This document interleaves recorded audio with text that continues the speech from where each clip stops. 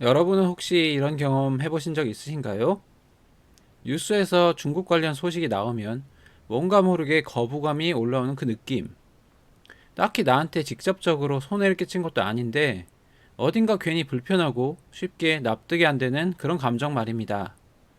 이게 단순히 중국과의 외교 마찰 때문일까요? 사드 보복 때문에?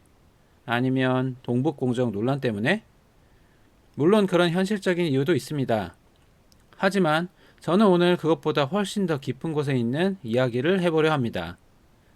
역사학자들 사이에서 오래전부터 제기되어 온 질문이 하나 있습니다. 중국은 수천 년에 걸쳐 주변의 수많은 민족을 자신들의 문화권으로 흡수해 왔습니다. 흉노족, 선비족, 거란족, 여진족, 몽골족, 그리고 만주족까지. 한때 중국을 지배했던 민족들조차 결국 중화 문명 속으로 녹아 들어갔습니다. 그런데 바로 옆에 붙어 있던 한 민족만큼은 끝내 흡수되지 않았습니다. 수백 번의 침략을 받았고 수십 년간 속국에 가까운 관계를 유지했으며 문화적으로도 적지 않은 영향을 받았습니다. 그런데도 언어가 살아남았고 정체성이 살아남았고 민족이 살아남았습니다. 세계사적으로 봤을 때 이것은 미스터리에 가깝습니다. 도대체 왜 한국만 버텼을까요? 오늘 이 영상에서는 그 질문에 대한 답을 찾아가면서 동시에 우리가 왜 중국에 대해 본능적인 반감을 갖게 되는지 그 감정의 뿌리를 함께 살펴보겠습니다. 이 이야기는 단순한 역사 강의가 아닙니다. 지금 우리가 느끼는 감정이 어디서 왔는지를 이해하는 이야기입니다. 본격적인 이야기 시작 전 구독과 좋아요 부탁드립니다. 이제 시작하겠습니다. 한국인의 첫 번째 특징은 바로 힘에 쉽게 굴복하지 않는 성향입니다. 여러분 주변에 이런 사람 한 명쯤은 있지 않으신가요? 싸움에서 졌는데도 절대 고개를 숙이지 않는 사람. 상대가 더 강하다는 건 알고 있습니다. 힘으로는 못 이긴다는 것도 알아요. 그런데도 너가 옳다는 말만큼은 끝내 안 하는 사람. 그 고집스러운 모습. 사실 우리 민족의 역사적 DNA와 굉장히 닮아 있습니다. 패배는 인정할 수 있습니다. 하지만 굴복은 다른 문제입니다. 패배란 힘의 차이를 인정하는 것입니다. 전쟁에서 졌고 상대가 더 강하다는 사실을 받아들이는 것입니다. 그런데 굴복은 다릅니다. 상대의 논리와 질서를 내 것으로 받아들이고 그 세계관 안에서 살아가는 것을 의미합니다. 한국인은 역사적으로 패배는 수없이 겪었지만 굴복만큼은 쉽게 허용하지 않았습니다. 실제 역사가 이것을 증명합니다. 13세기 몽골은 당시 세계 최강의 제국이었습니다. 유럽 기사단도 무너뜨리고 중국 전체를 집어삼킨 그 몽골이 고려를 침략했습니다. 국토는 쑥대밭이 됐고 수많은 백성이 죽거나 포로로 끌려갔습니다. 그런데 고려는 항복하는 대신 수도를 강화도로 옮겨 28년간 저항을 이어갔습니다. 기마 전술의 달인인 몽골군에게 바다는 최대 약점이었고 고려는 그 약점을 정확히 파고들었습니다. 임진왜란도 마찬가지입니다. 1592년 일본 대군이 침략했을 때 조선의 정교군은 불과 몇 달 만에 무너졌습니다. 군사적으로는 완전한 패배였습니다. 그런데 그 순간 전국 각지에서 의병이 일어났습니다. 국가의 명령 없이 스스로 총을 든 겁니다. 양반도 승려도 평범한 농민도 함께였습니다. 국가 시스템이 무너져도 민중이 저항을 포기하지 않는 것. 이것이 한국 역사에서 반복적으로 나타나는 패턴입니다. 일제강점기에도 이 정신만큼은 그대로였습니다. 일본은 우리 조선의 언어를 빼앗고 이름을 바꾸게 하고 역사를 지우려 했습니다. 그런데 1919년 3.1운동에서 수백만 명이 맨손으로 태극기를 들고 거리로 나왔습니다.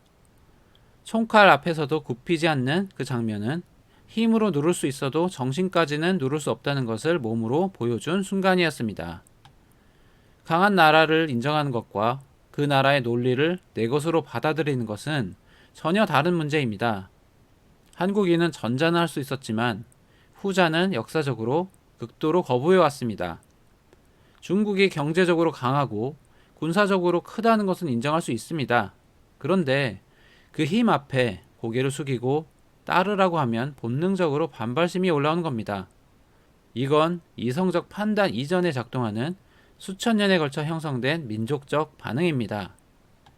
이제 두 번째 특징입니다. 한국인은 누가 더 강한가 보다 누가 더 옳은가를 먼저 따집니다. 이게 얼핏 들으면 당연한 말처럼 들릴 수 있습니다. 하지만 세계사적으로 보면 이건 결코 당연한 게 아닙니다. 역사 속 대부분의 국제 질서는 힘의 논리로 움직였습니다. 강한 나라가 옳고 이긴 나라가 정당하다는 방식으로 말이죠. 그런데 한국인은 힘의 크기와 도덕적 정당성을 철저히 분리해서 생각하는 경향이 있습니다. 한국 사회를 한번 들여다보면 이 특징이 아주 선명하게 보입니다.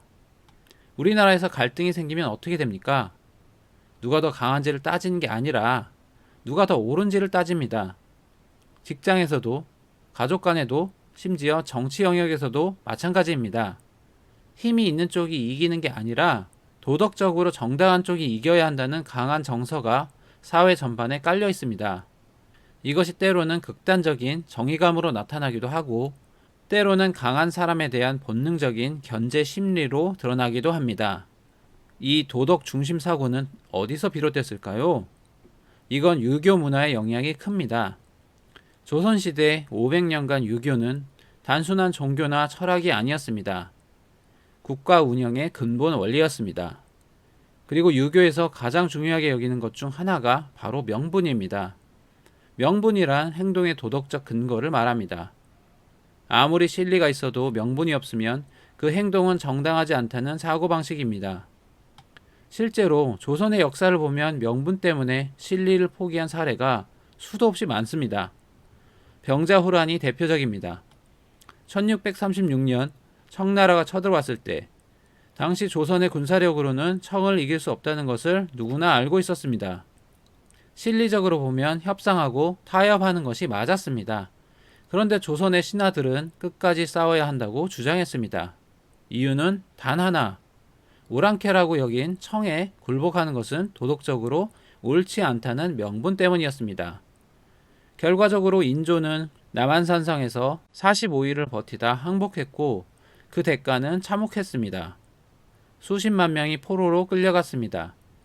실리적으로는 최악의 선택이었지만 그 선택 안에는 힘보다 도덕적 정당성을 우선시하는 한국인의 사고방식이 고스란히 담겨 있습니다. 이 특징은 현재도 작동하고 있습니다. 한국인이 중국에 반감을 갖는 이유 중 상당 부분은 중국이 강해서가 아닙니다. 강한 건 인정합니다.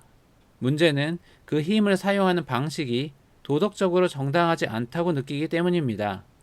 사드 보복 당시 중국이 경제적 압박을 가했을 때 한국인이 느낀 감정은 단순한 손해에 대한 분노가 아니었습니다. 강자가 약자를 힘으로 억누르는 방식 자체에 대한 도덕적 거부감이었습니다. 동북공정 문제도 마찬가지입니다. 역사를 힘으로 재편하려는 시도, 그것이 한국인에게는 단순한 학문적 논쟁이 아니라 옳고 그름의 문제로 받아들여집니다. 힘이 센 건 인정합니다. 하지만 도덕적으로 정당하지 않으면 인정하지 않는다. 이것이 한국인의 두 번째 특징이라고 생각합니다. 자, 이제 앞서 살펴본 두 가지 특징을 가진 한국인이 왜 중국과 역사적으로 끊임없이 충돌할 수밖에 없었는지를 이야기해 보겠습니다. 중국은 오랫동안 중화사상이라는 세계관을 가지고 있었습니다. 중화사상이란 간단히 말해 우리가 세상의 중심이다 라는 사고방식입니다. 중국을 중심으로 세계가 돌아가고 주변 나라들은 그 질서 안에서 중국을 섬기는 구조입니다. 이것을 조공체제라고 부릅니다. 주변 나라가 중국 황제에게 예물을 바치고 신하의 예를 갖추면 중국은 그 나라의 통치권을 인정해주는 방식입니다. 겉으로 보면 외교적 거래처럼 보입니다. 하지만 그 안을 들여다보면 전제가 있습니다. 중국이 세상의 중심이고 나머지는 변방이라는 전제입니다. 중국 문화가 가장 우월하고 주변 민족은 그 문화를 따라야 문명화된다는 논리입니다. 바로 여기서 충돌이 시작됩니다. 힘에 굴복하지 않고 도덕적 정당성을 누구보다 따지는 한국인에게 이 중화주의 질서는 본능적으로 받아들이기 어려운 것이었습니다. 실리적으로 조공을 바치는 것은 할 수 있습니다. 외교적 형식으로 머리를 숙이는 것도 할 수 있습니다. 하지만 중국이 세상의 중심이고 우리는 그 변방에 불과하다는 세계관 자체를 내면화하는 것은 전혀 다른 문제였습니다. 고구려가 대표적인 사례입니다. 고구려는 중국과 국경을 맞대고 있었고 수나라, 당나라와 끊임없이 충돌했습니다. 수양제는 세 차례에 걸쳐 고구려 원정을 단행했습니다. 당시 수나라가 동원한 병력은 100만 명이 넘었다고 기록되어 있습니다. 세계 역사상 유례를 찾기 힘든 대규모 원정이었습니다. 그런데 고구려는 이를 모두 막아냈습니다. 을지문덕 장군이 이끈 살수대첩에서 수나라 별동대 30만 명 중 살아 돌아간 자가 2,700명에 불과하다는 기록은 지금 읽어도 놀랍습니다. 이후 당태종도 직접 고구려 원정에 나섰지만 끝내 고구려를 무너뜨리지 못했습니다. 고구려가 버틸 수 있었던 것은 단순히 군사력 때문만이 아니었습니다. 중화 질서에 편입되는 것을 거부하는 강한 자존심, 그리고 우리가 중심이 될 수 있다는 독자적인 세계관이 있었기 때문입니다. 고구려는 독자적인 연호를 사용했고 스스로를 천하의 중심으로 여기는 천하관을 가지고 있었습니다. 중국과 맞먹는 독자적 질서를 구축하려 했던 겁니다. 이것이 중국 입장에서는 절대 용납할 수 없는 도전이었습니다. 중화 질서를 인정하지 않는 나라는 반드시 굴복시켜야 한다는 논리로 이어졌고, 그래서 수백 년에 걸친 충돌이 반복됐습니다. 결국 중화주의와 한국인의 민족적 성향은 구조적으로 충돌할 수밖에 없는 관계였습니다. 강자의 논리를 거부하고 도덕적 정당성을 따지는 민족에게 우리가 중심이니 따르라는 요구는 과거에도 지금도 받아들이기 어려운 논리입니다. 앞서 한국인의 민족적 특징과 중화주의와의 충돌을 살펴봤습니다. 그렇다면 실제 역사 속에서 외세의 지배 앞에 우리 민족은 어떻게 반응했을까요?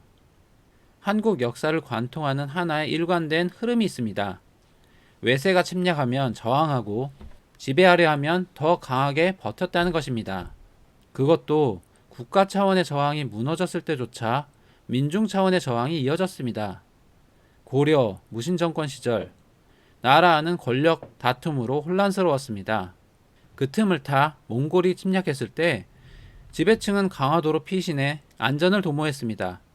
그런데 정작 본토에 남은 백성들은 스스로 싸웠습니다. 처인성 전투에서 승려 출신의 김윤후가 이끄는 민병대가 몽골 총사령관 살리타를 사살한 사건은 그 상징적 장면입니다. 국가의 보호도 군사적 지원도 없이 민중 스스로 버텼습니다. 임진왜란 때도 같은 장면이 반복됩니다. 정규군이 무너지자 전국에서 의병이 자발적으로 일어났습니다. 관군이 도망친 자리를 민중이 채웠습니다. 이것은 단순한 애국심의 발로가 아닙니다.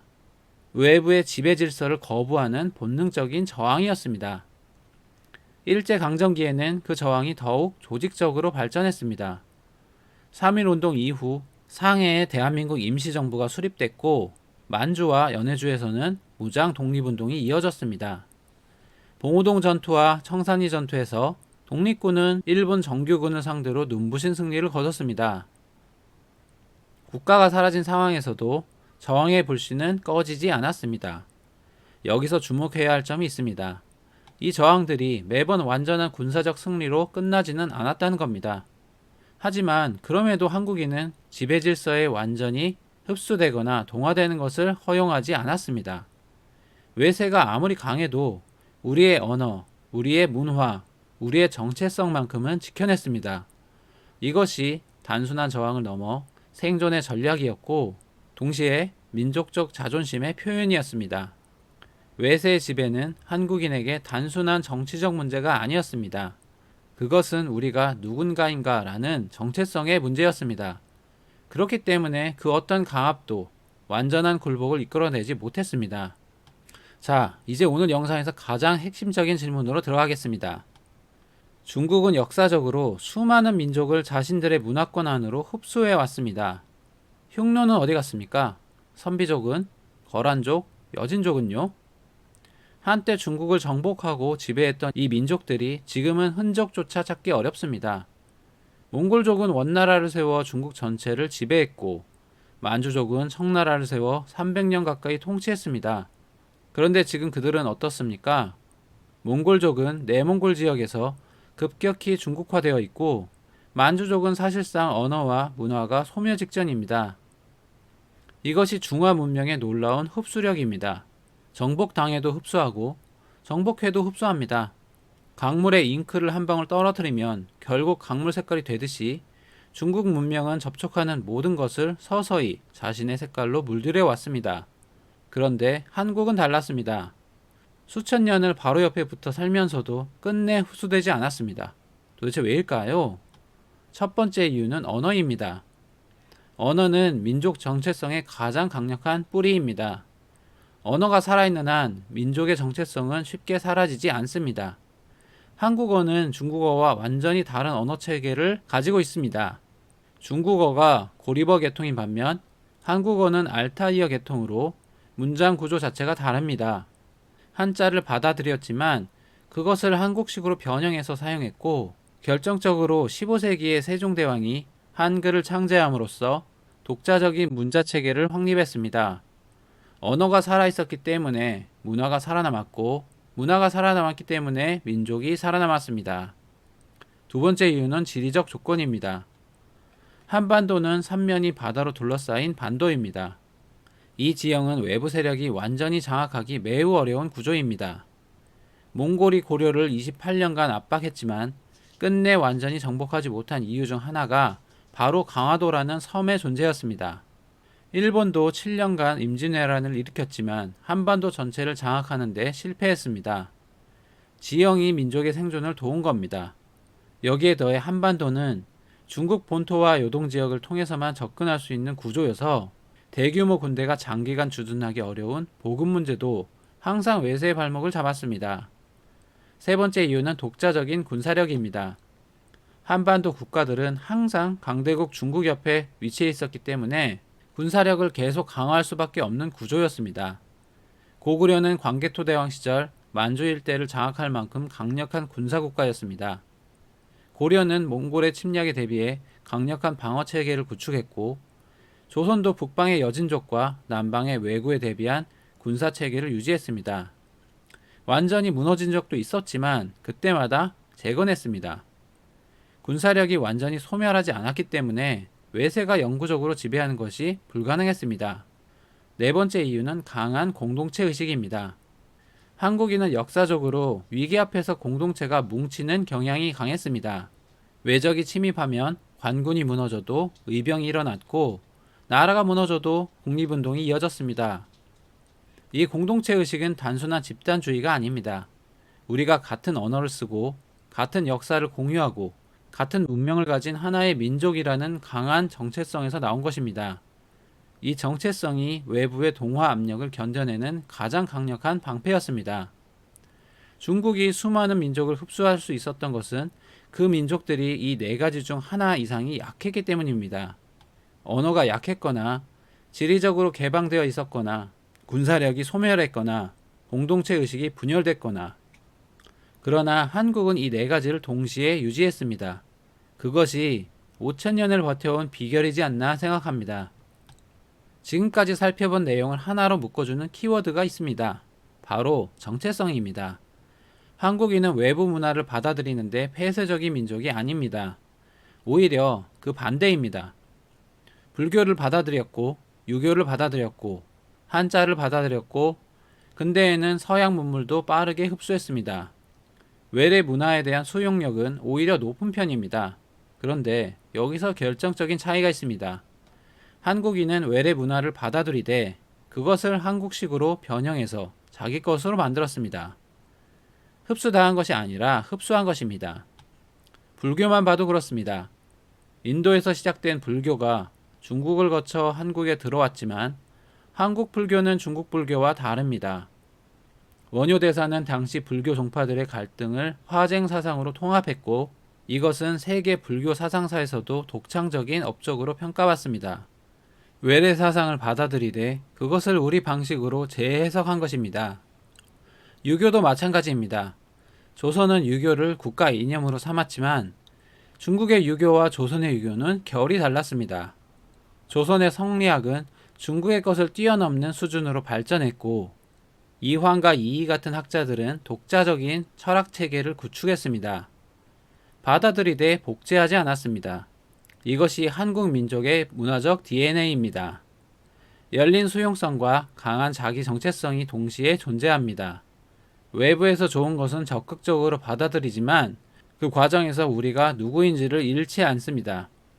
그리고 이 정체성의 중심에는 강한 자존심이 있습니다. 이 자존심은 단순한 자만심이 아닙니다. 우리가 5천년의 역사를 가진 민족이고 수많은 외침 속에서도 살아남았으며 고유한 언어와 문화를 지켜왔다는 역사적 자부심입니다. 이 자부심이 때로는 외부 세계와의 마찰을 만들기도 하지만 동시에 그것이 우리를 지켜온 힘이기도 합니다. 한국인이 중국의 문화 공정이나 역사 왜곡에 유독 강하게 반응하는 이유가 바로 여기 있습니다. 단순히 사실관계의 문제가 아닙니다. 우리가 누구인지에 대한 도전으로 받아들이기 때문입니다. 정체성을 건드리면 한국인은 언제나 강하게 반응해왔습니다. 우리의 역사가 그것을 증명합니다. 이제 오늘 우리가 함께 살펴본 내용을 정리해 보겠습니다. 한국인의 반중 감정은 단순히 최근의 외교 갈등에서 비롯된 것이 아니라고 생각합니다. 사드 보복이나 동북 공정 같은 현재 사건들이 불을 지핀 것은 맞지만 그 불이 그토록 빠르게 번지는 이유는 훨씬 깊은 곳에 뿌리가 있기 때문입니다. 우리 민족은 역사적으로 힘에 쉽게 굴복하지 않았습니다. 패배는 인정할 수 있어도 굴복은 다른 문제라는 것을 수천 년의 역사 속에서 몸으로 증명해 왔습니다. 동시에 누가 더 강한가 보다 누가 더 옳은가를 먼저 따지는 도덕 중심의 사고방식을 가지고 있습니다. 이 두 가지 특징이 중화사상이라는 중국의 세계관과 구조적으로 충돌할 수밖에 없었고 그 충돌의 역사가 수천 년에 걸쳐 쌓여온 것입니다. 그리고 중국이 수많은 주변 민족을 흡수했음에도 한국만큼은 끝내 동화시키지 못한 이유가 있었습니다. 살아있는 언어, 지리적 방어 조건, 독자적인 군사력, 그리고 무엇보다 강한 우리만의 공동체 의식과 민족의 정체성, 이 네 가지가 동시에 작동했기 때문입니다. 저는 이 역사를 돌아보면서 한 가지 생각이 들었습니다. 우리 민족의 이 강한 자존심과 저항 정신은 분명히 우리를 지켜온 힘이었습니다. 그런데 동시에 이것이 지나치게 감정적인 방향으로 흐를 때는 냉정한 판단을 흐리게 만들 수도 있습니다. 중국에 대한 반감은 역사적으로 충분한 근거가 있습니다. 하지만 그 감정이 현실적인 외교와 국익의 판단을 가로막아서는 안 된다고 생각합니다. 감정의 뿌리를 이해하는 것과 그 감정에 휘둘리는 것은 전혀 다른 문제이기 때문입니다. 우리는 5천년을 버텨온 민족입니다. 그리고 앞으로도 버텨낼 것입니다. 그런데 그 버팀의 방식은 시대에 따라 달라져야 합니다. 과거에는 칼과 저항으로 버텼다면 지금은 냉철한 판단과 전략으로 버텨야 할 것입니다. 여러분은 어떻게 생각하시나요? 한국인의 반중 감정, 여러분은 이것이 역사적으로 당연한 감정이라고 보시나요? 아니면 지금 시대에는 다르게 접근해야 한다고 생각하시나요? 여러분의 생각을 댓글로 남겨주세요. 다양한 시각의 이야기를 기다리겠습니다. 오늘 영상 여기까지입니다. 시청해주셔서 감사합니다.